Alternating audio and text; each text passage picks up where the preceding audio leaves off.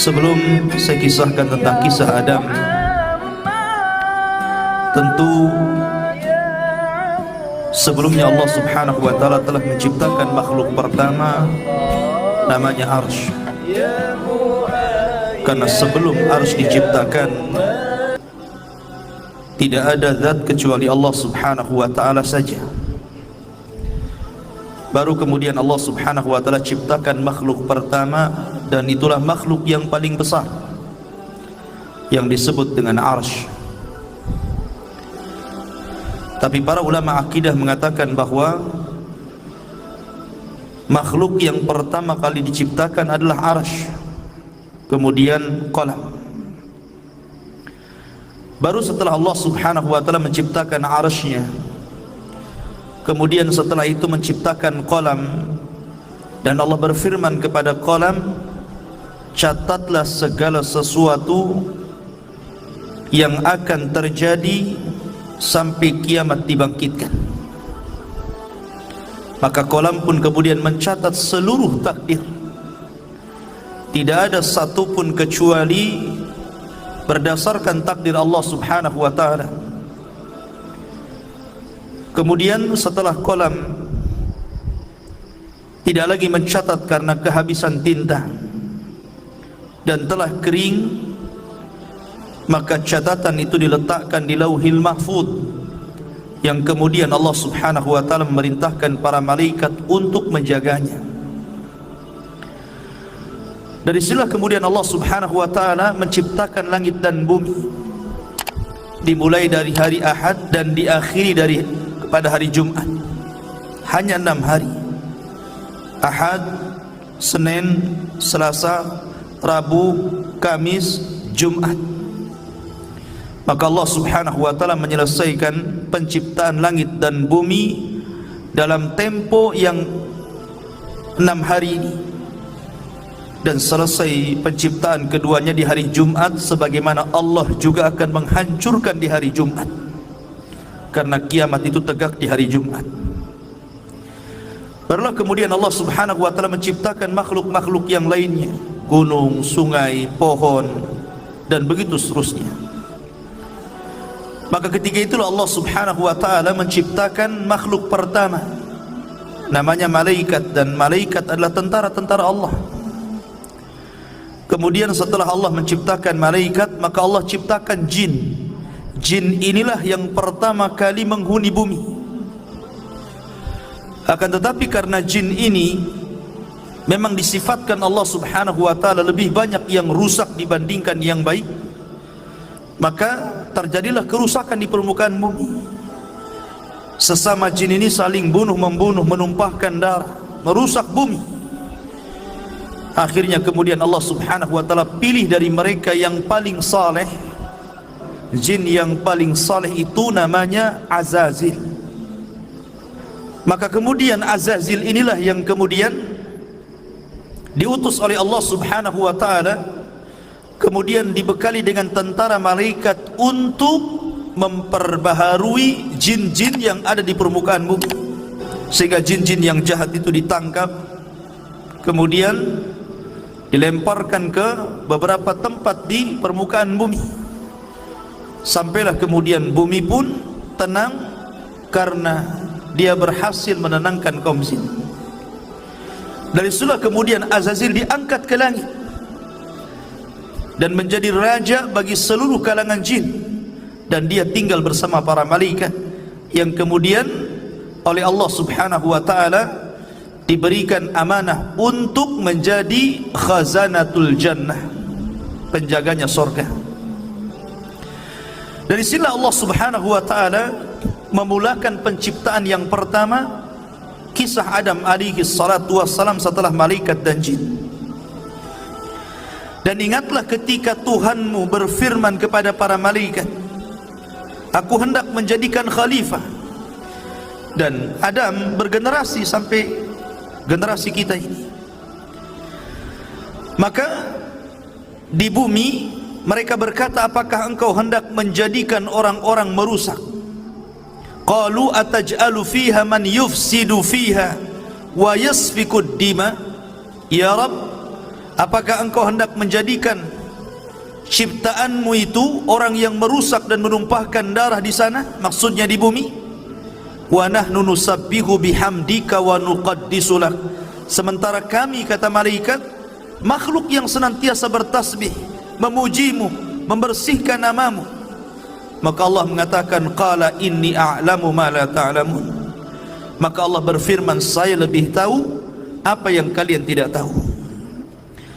Sesungguhnya Allah subhanahu wa ta'ala ketika menciptakan Adam min qabdatin, dari cidukan tanah, di mana Allah subhanahu wa ta'ala ketika menciptakan Adam ini dari beragam macam warna tanah. Ada tanah yang berwarna putih, ada tanah yang berwarna merah, ada tanah yang berwarna hitam, dalam riwayat ada tanah yang berwarna kuning, dan ada yang bercampur di antara warna-warna ini. Dari sinilah kata para ulama, maka perbedaan warna-warna dari keturunan Adam alaihi salatu wassalam karena memang bahan baku Nabi Adam sendiri dari berbagai macam warna. Jadi kalau yang kulit hitam, ya dari tanah hitam. Kalau kulit putih, tanahnya putih. Kalau kulitnya kuning, tanahnya kuning. Artinya bahwa Allah subhanahu wa ta'ala menciptakan dari berbagai macam warna tanah, dan itulah menjadi keturunan Banu Adam. Kemudian di antara tanah yang diambil untuk menciptakan Adam itu ada yang al-khabith, ada jelek tanahnya. Wa tayyib, ada tanah yang baik. Was-sahlu, ada yang mudah diambil. Wal haznu, ada yang susah. Dan ada yang bercampur semuanya. Dari sini pula kemudian di antara turunan Adam ada yang jahat, ada yang baik, ada yang keras kepala, ada yang muda, ada yang lembut, begitu kan? Jadi semua ini prosesnya kembali kepada proses ketika Allah menciptakan Adam alaihi salatu wassalam. Di antara kisah pengambilan tanah itu, Allah subhanahu wa ta'ala pertama kali mengutus malaikat Jibril. Jadi Allah itu utus malaikat Jibril untuk mengambil tanah yang ada di bumi. Tapi bumi menolaknya dan berlindung kepada Allah subhanahu wa ta'ala dari Jibril agar dia jangan sampai mengambil tanahnya. Akhirnya Jibril pun tidak bisa dan kembali kepada Allah. Kemudian Allah subhanahu wa ta'ala mengutus Mikail, sama bumi pun berlindung kepada Allah dari Mikail dan tidak diizinkan untuk mengambil tanahnya. Akhirnya Allah subhanahu wa ta'ala mengutus malakul maut, malaikat kematian. Ketika kemudian bumi berlindung kepada Allah subhanahu wa ta'ala, maka malaikat maut pun mengatakan, wa ana a'udzu billahi an arji, sebagaimana engkau berlindung kepada Allah agar aku tidak mengambil tanahmu, maka aku pun berlindung kepada Allah, aku tidak akan kembali kepada Allah sampai ku ambil tanahmu. Akhirnya berhasillah malaikat maut mengambil berbagai macam tanah yang disebutkan di atas, kemudian diangkat ke langit. Dari tanah ini kemudian akhirnya Allah subhanahu wa ta'ala menciptakan dengan kedua tangannya.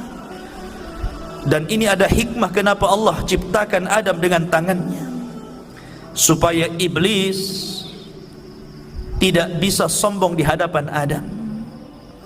Karena iblis tidak diciptakan dengan tangan Allah. Iblis itu diciptakan dari ujung nyala api. Maka kemudian ketika Allah subhanahu wa ta'ala menciptakan Adam, Allah mulai membentuk Adam alaihi salatu wassalam dengan sebaik-baik bentuk yang tidak sama dengan makhluk yang lainnya. Sesungguhnya Allah menciptakan manusia itu sebaik-baik bentuk. Lah ketika Allah subhanahu wa ta'ala mulai menciptakan Adam alaihi salatu wassalam, dibentuknya sedemikian rupa, maka Allah subhanahu wa ta'ala membiarkan Adam yang belum ada ruhnya itu.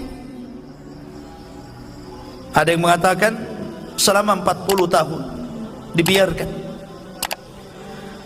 artinya sampai betul-betul mengering. Lah dari sila kemudian ketika malaikat melihat Allah subhanahu wa ta'ala menciptakan makhluk yang gharib bagi mereka, aneh bagi mereka, Disinilah malaikat datang menghadap Allah dan mengatakan, ataj'alu fiha man yufsidu fiha wa yasfikud dima wa nahnu nusabbihu bihamdika wa nuqaddisu lak. Ya Rabb, apakah engkau akan mengulang 2 kali menciptakan makhluk yang akan merusak bumi, menumpahkan darah, sementara kami adalah makhluk yang terus bertasbih memuji kamu? Kenapa malaikat ngomong seperti ini? Karena malaikat punya pengalaman dengan bangsa jin. Sebelum Adam diciptakan, Allah menciptakan jin, dan jin itulah yang merusak bumi, yang menumpahkan darah sesama mereka, sehingga malaikat kemudian mentertibkan mereka. Karena malaikat punya pengalaman dengan jin, makanya dia kemudian datang menghadap Allah dan bertanya, ya Rabb, apakah engkau akan menciptakan makhluk lagi yang akan merusak dan menumpahkan darah? Makanya Allah Subhanahu wa taala mengatakan, inni a'lamu ma la ta'lamun. Lah saya ini yang menciptakan lebih tahu dibandingkan engkau. Barulah kemudian malaikat paham, dari turunan Adam ini ada yang menjadi para nabi dan rasul, terkadang tingkatan mereka di atas para malaikat. Keluarlah para syuhada, keluarlah orang-orang saleh, keluarlah para siddiqun. Itulah kata-kata saya lebih paham dari apa yang kalian tidak tahu. Sementara iblis beda pula dia. Ketika Allah Subhanahu wa taala menciptakan Adam, baru berbentuk patung yang mengeras tadi, belum lagi ada ruh. Iblis ini bolak-balik, kemudian memegang-megang Adam, kadang masuk dari lubang telinga, keluar dari lubang hidung, masuk dari lubang hidung, keluar daripada lubang dubur. Begitulah dia masuk keluar. Kemudian dia mengatakan di hadapan malaikat, la in sullitu la uhlikanna. Kalau seandainya makhluk ini diserahkan kepadaku, ku hancurkan dia. Sampailah kepada waktu yang ditentukan, waktu yang menegangkan, ketika Allah hendak meniupkan ruh kepada Adam. Maka Allah Subhanahu wa taala memerintahkan para malaikatnya agar berkumpul. Bagaimana Allah Subhanahu wa taala akan membuat peristiwa baru tentang munculnya makhluk baru yang namanya Adam alaihi salatu wassalam. Mulailah kemudian Allah Subhanahu wa taala meniupkan ruh kepada Adam alaihi salatu wassalam. Baru saja ruh itu kemudian sampai di tenggorokan, maka Adam alaihi salatu wassalam tiba-tiba bersin.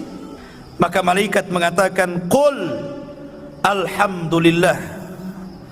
Maka kemudian Adam pun diperintahkan mengucap alhamdulillah. Maka ketika Allah mendengar Adam memuji Allah, maka Allah pun berfirman, yarhamuka rabbuk, Rabbmu telah merahmatimu. Ma'asyiral muslimin yang dirahmati Allah Subhanahu wa taala. Kemudian ketika ruh terus masuk ke dalam jasad Adam alaihi salatu wassalam, dan mata pun sudah mulai melihat, rupanya Adam alaihi salatu wassalam berada di sorga. Maka ketika Adam, subhanallah, ruhnya sempurna, dari setelah kemudian Adam langsung memakan buah sorga, dan seluruh buah sorga dihalalkan untuk dimakan kecuali satu, nanti kisahnya. Maka ketika Adam alaihi salatu wassalam sempurna menjadi manusia, birruhi wal jasad, ada ruh ada jasadnya, disitulah Allah Subhanahu wa ta'ala memerintahkan malaikat untuk sujud kepada Adam. Maka Allah Subhanahu wa ta'ala menggambarkan bagaimana malaikat ini tunduk patuh akan perintah Allah dan menghormat kepada Adam. Allah mengatakan, fasajadal malaikatu kulluhum ajma'un. Seluruh malaikat, bayangkan, tidak ada satupun malaikat yang luput. Seluruh malaikat sujud kepada Adam. Rupanya dari seluruh malaikat ini ada satu makhluk, dia berdiri saja, dia tidak mau sujud, bahkan dia cenderung sombong. Kemudian makhluk ini ditanya oleh Allah Subhanahu wa ta'ala, lima, kenapa engkau tidak sujud lima khalaqtu biyadai, terhadap makhluk yang aku ciptakan dengan kedua tanganku? Maka mulailah kemudian makhluk ini dia mengatakan, ya Rabb, saya kan lebih baik daripada dia. Aku diciptakan dari api sementara dia dari tanah. Dari situlah kemudian Allah Subhanahu wa ta'ala marah kepada iblis. Subhanallah, inilah maksiat pertama yang ada di langit yang dilakukan oleh iblis kepada Allah Subhanahu wa ta'ala, menolak perintah Allah Subhanahu wa ta'ala. Maka dari sinilah kemudian Allah melaknat iblis, melaknat selaknat-laknatnya, marah semurka-murkanya. Hai iblis, keluar kau dari sorga, engkau kukutuk. Akhirnya kemudian iblis pun dikeluarkan dari sorga dan diusir ke dunia, dikembalikan kepada asal penciptaannya, jin. Karena jin itu memang tabiatnya jahat, maka Allah kembalikan iblis ke asal penciptaannya, jin. Iblis itu bagian daripada jin yang melakukan kefasikan kepada perintah Rabbnya. Kemudian setelah iblis diusir, maka Adam pun berjalan di sorga sendirian. Dan itulah kemudian ketika Adam alaihi salatu wassalam tidak nyaman hidup sendirian, kemudian dia pun tertidur. Tiba-tiba selepas bangun, di sampingnya ada perempuan. Dialah Hawa, diciptakan dari tulang rusuk yang paling bengkok dari tulang rusuk Adam alaihi salatu wassalam. Maka Allah Subhanahu wa ta'ala ketika telah menciptakan Hawa, maka Allah pasangkan Hawa dengan Adam. Ketika itu Allah berfirman, uskun anta wa zaujukal jannah, masuklah wahai Adam, ajak istrimu ke dalam sorga, hiduplah di situ, makanlah sesukamu, tetapi wala taqraba hadhihi syajarah, yang penting kau jangan dekat-dekat pohon ini saja. Tapi Adam lupa dengan perintah Allah agar jangan makan pohon itu. Akhirnya kemudian Adam pun memakan pohon itu. Salah satu sebabnya Allah lupakan Adam akan perintah jangan mendekati pohon. Akhirnya dia pun mendekati pohon karena ada sebab lain, di mana iblis berhasil masuk ke dalam sorga. Dalam riwayat Israiliyat, iblis ini dia menunggang masuk ke dalam jalan darah ular. Iblis kan sudah diusir dari sorga, dia tidak bisa mungkin masuk ke dalam sorga. Tetapi iblis ini berhasil masuk sorga lewat masuk ke dalam tubuh ular itu. Apakah Allah tidak tahu? Allah tahu, nggak mungkin Allah nggak tahu. Tapi kenapa Allah biarkan iblis masuk ke dalam sorga? Sekali lagi karena ada hikmah di sini. Ada hikmah yang Allah Subhanahu wa ta'ala kehendaki. Maka iblis pun berhasil masuk ke dalam sorga. Maka kemudian dia pun menjelma sebagai manusia, karena memang iblis itu bisa tasyakul, jin itu bisa berbentuk siapapun sesuai kehendaknya. Dia bisa berbentuk manusia, sama dengan malaikat bisa tasyakul. Maka kemudian dia datang kepada Adam seolah-olah penasehat, seolah-olah orang baik, dan mengatakan, wahai Adam, kenapa Allah Subhanahu wa ta'ala melarang tidak boleh mendekati pohon ini kecuali karena ada dua perkara. Antakuna malakaini au takuna minal khalidin. Boleh jadi kalau engkau memakan buah larangan ini, kalian berdua akan Allah jadikan malaikat, atau Allah akan kekalkan di sorga. Allah tidak mau engkau kekal di sini. Akhirnya mulai goyang Adam. Ketika iblis tidak sanggup mempengaruhi Adam alaihi salatu wassalam, akhirnya dia pengaruhi lewat istrinya. Kemudian juga Al-Imam Ibnu Katsir rahimahullahu ta'ala dalam kitab Bidayah wa Nihayah menjelaskan bahwa Adam ini memiliki perawakan yang tinggi, sittuna dhira'an, memiliki 60 hasta. Satu hasta itu setengah meter, berarti 60 hasta berlebarnya 7 hasta, berarti lebarnya itu 3,5 meter, 10 meter, dan memiliki usia yang panjang.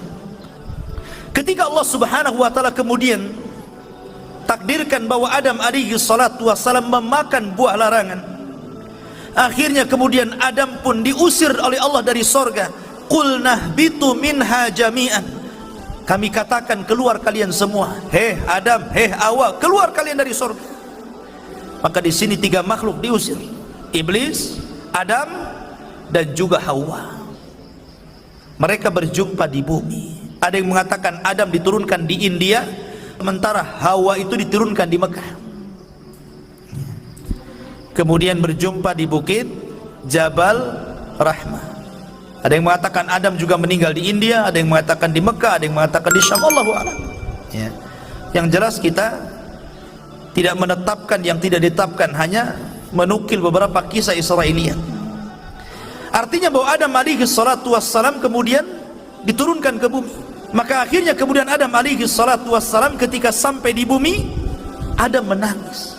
Menangis sejadi-jadinya.